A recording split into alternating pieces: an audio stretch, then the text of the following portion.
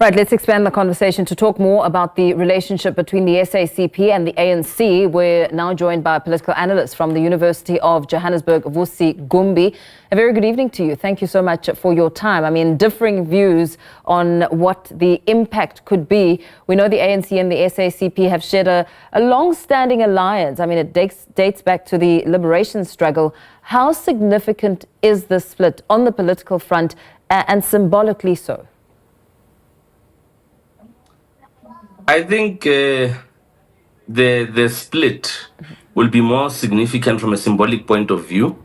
As you correctly point out, that the two parties played a pivotal role alongside each other in the liberation struggle, in the struggle for freedom in South Africa. So it goes way back from the days of, Joe Slovo, Chris Hani on the SACP, and people like Nelson Mandela and Oliver Tambo's in the ANC. So from a symbolic point of view, it does signal the end of an era, so to speak, because for a very long time we couldn't separate the two. They were cut from the same cloth, ideologically and otherwise, right? So I think the split will be felt more symbolically than electorally, contrary to what some other analysts may say. With all due respect, yeah. I don't think that the split of the SACP and their decision to contest election will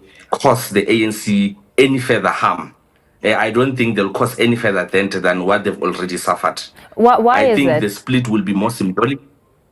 I mean, if you check, case in point, just more recently, they contested their by-elections in Seshego, and they got a mere 70 votes.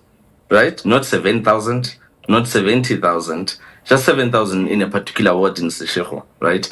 But beyond that, I don't think, especially in the context of South African electoral politics, where we understand that part of our electorate follow politics of personality cult, right? That's part of the reason that defines South African politics, right? People follow draw cards, right? And as it stands, the SACP does not have that. If you ask an ordinary voter in South Africa, they don't think Buti Manamela is a member of the SACP. They consider him a member of the ANC. They don't consider people like Thula Singesi members of the SACP. I'm talking about people who serve in government, right? If you talk to, ordinary voters who don't have the type of knowledge that you and I have, they can't differentiate. So when they look at Butina Manameles, the Minister of Higher Education, the first thing that comes to mind is the ANC. It's not the SACP. Even people like Blade Nzimande, Thula Singesi, Jeff Radebe, in fact, who even at some point tried to contest for leadership in the ANC and did not meet the threshold. Ordinary people on the ground don't look at Jeff Radebe and think the SACP. They don't look at Thula Singesi and think SACP. They look at them and think the ANC. So the SACP has failed to define itself electorally outside of the ANC. So there's nothing that they can say is their identity. I think at some point, in fact, when Blade Nzimande was the Minister of Higher Education, there's some lady who said, Blade is not a communist, right? So I do not think that the SACP will do a further dent electorally to the ANC than what they've already suffered. If they are going to suffer an electoral loss next year, I don't think it will be because of the SACP. It will be because of maybe the emergence of new political parties at the local sphere and things like that. But electorally, I don't think the SACP rather has done enough to define itself electorally outside of the tripartite alliance. Okay, so are you saying then that the SACP, in terms of gauging its success, can it succeed on its own in a political environment dominated by bigger, well-resourced parties? No, it won't. Yeah. It won't. In simple terms, it won't. Remember, political parties also exist because of a vacuum. What is it? What is the space that you are trying to fill? What is the space that you are trying to infiltrate as a political party? And on that basis, by definition, from a theoretical point of view, the SACP seek to contest the same electoral space contested, say, by the EFF, by the very same ANC, and by extension, maybe the MKP. Now, what is it that the SACP has that these three other parties don't already have, right? I've already said earlier that first and foremost, the party does not have a draw card.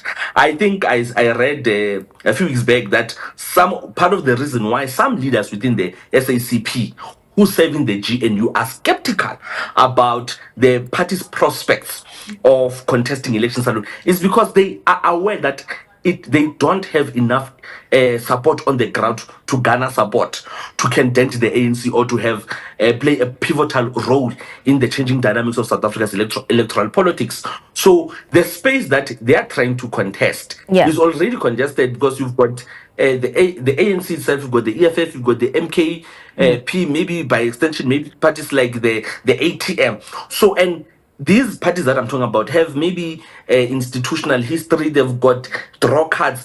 The SACP still has to first identify itself outside of the ANC. Okay, so do you think that this then could be, in terms of just gauging the situation, could it be a calculated attempt by the SACP to perhaps at this point in time test its own electoral muscle, or is it more of a protest against the ANC's current direction?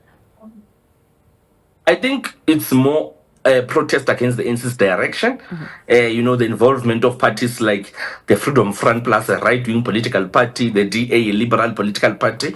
They've said it time and time again that these two political parties and their inclusion in the GNU is directly in contrast with the principles of the ANC of radical socio-economic transformation.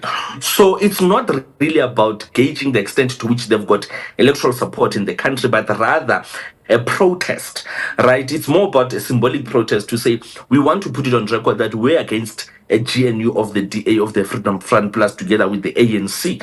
But I think if they are aware and they do self-introspection, they will reach the same conclusion that I am putting forward tonight, that they do not have enough electoral support. For them, it's merely about a protest with a GNU of the Democratic Alliance and the Freedom Front Plus. Very well. Thank you so much for speaking to us this evening. Political analyst from the University of Johannesburg, Vusi Gumbi.